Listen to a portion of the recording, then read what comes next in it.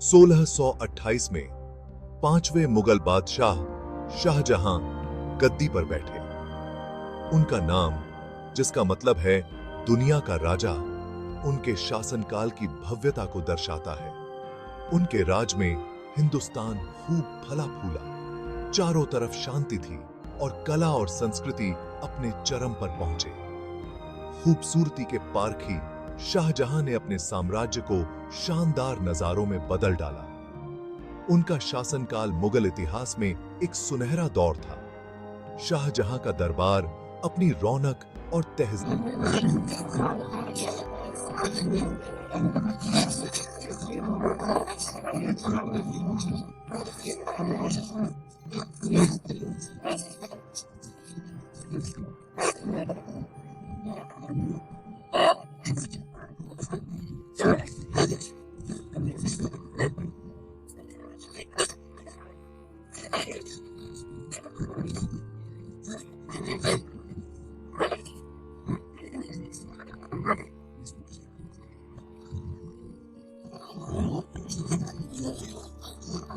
इस चकाचौंध के नीचे पारिवारिक कलह की आग सुलग रही थी।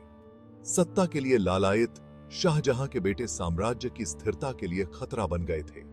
उनमें से तीसरे बेटे औरंगजेब के मन में एक ऐसी महत्वाकांक्षा पल रही थी जो उसके पिता के स्थापत्य चमत्कारों जितनी ही विशाल थी।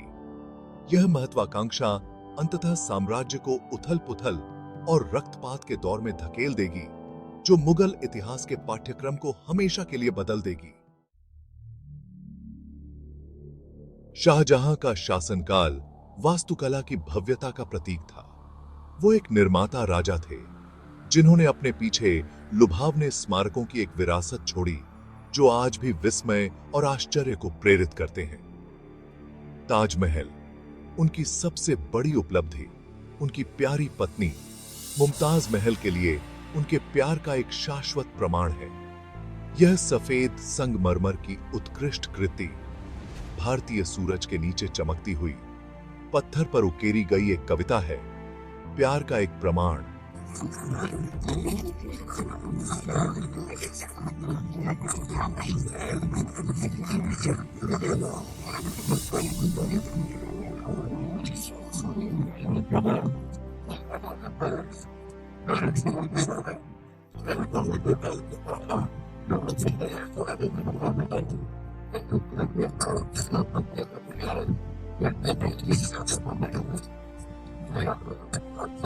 समरूपता के प्रति उनके प्रेम और समय की रेत पर एक अमिट छाप छोड़ने की उनकी इच्छा का अवतार थी।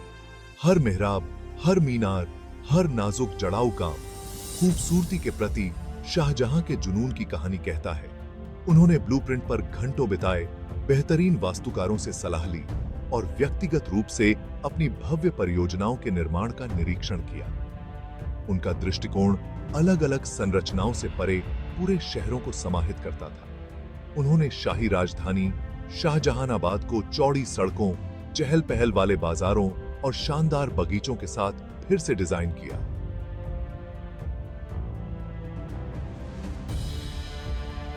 से एक ऐसे शहर में बदल दिया जो पुराने समय के प्रसिद्ध शहरों को टक्कर देता था। अपने कलात्मक प्रयासों के अलावा शाहजहां एक सक्षम और न्यायप्रिय शासक साबित हुए। वो समझते थे कि एक राजा की असली परीक्षा सिर्फ उसके दरबार के वैभव में नहीं, बल्कि उसकी प्रजा के कल्याण में होती है। उन्होंने आम लोगों के जीवन को बेहतर बनाने के उद्देश्य से नीतियां लागू की। कृषि, जो साम्राज्य की रीढ़ हज थी, पर उन्होंने विशेष ध्यान दिया। उन्होंने सिंचाई प्रणालियों में सुधार किया, नई फसलों की शुरुआत की और भूमि का समान वितरण सुनिश्चित किया। शाहजहां के शासनकाल में व्यापार और वाणिज्य का विकास हुआ। उन्होंने एक स्थिर मुद्रा प्रणाली स्थापित की और विदेशों के साथ व्यापार को प्रोत्साहित किया। रेशम, मसालों और कीमती पत्थरों से लदे उनके कारवां प्राचीन सिल्क रोड को पार करते हुए भारत को व्यापक दुनिया से जोड़ते थे। उन्होंने कुशल कारीगरों को संरक्षण दिया, जिससे मुगल शिल्प कौशल की प्रतिष्ठा और बढ़ी। न्याय, किसी भी सफल साम्राज्य की आधारशिला, शाहजहां की नजर में सबसे महत्वपूर्ण था।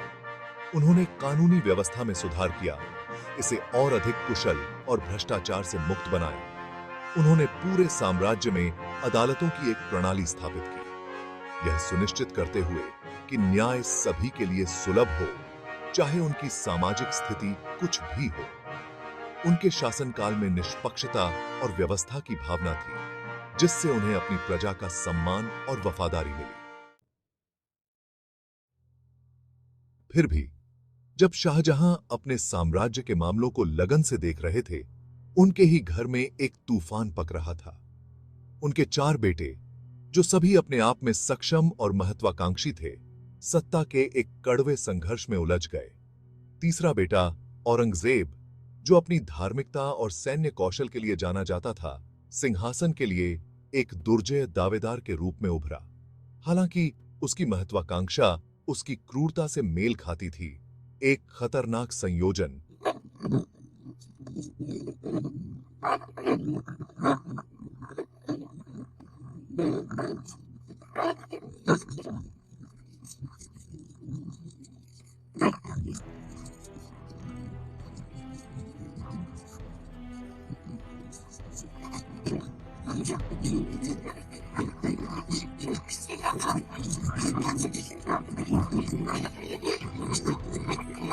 मजबूत किया।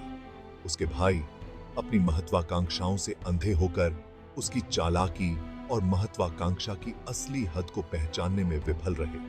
पुरहाते शाहजहां बीमारी और अपनी प्यारी मुमताज महल के खोने के गम से कमजोर, अपने परिवार के भीतर बढ़ते कलह से बेखबर थे। वो अपनी स्थापत्य परियोजनाओं के प्रति समर्पित रहे, अपना दिल और आत्मा ताजमहल के निर्माण में लगाते रहे, इस बात से अनजान कि उनके ही बेटे उनके खिलाफ साजिश रच रहे हैं। महत्वाकांक्षा की उपजाऊ जमीन में बोए गए कलह के बीज अब कड़वे फल देने वाले थे, जो कभी महान मुगल वंश की विरासत को हमेशा के लिए दागदार कर देंगे। आशीष से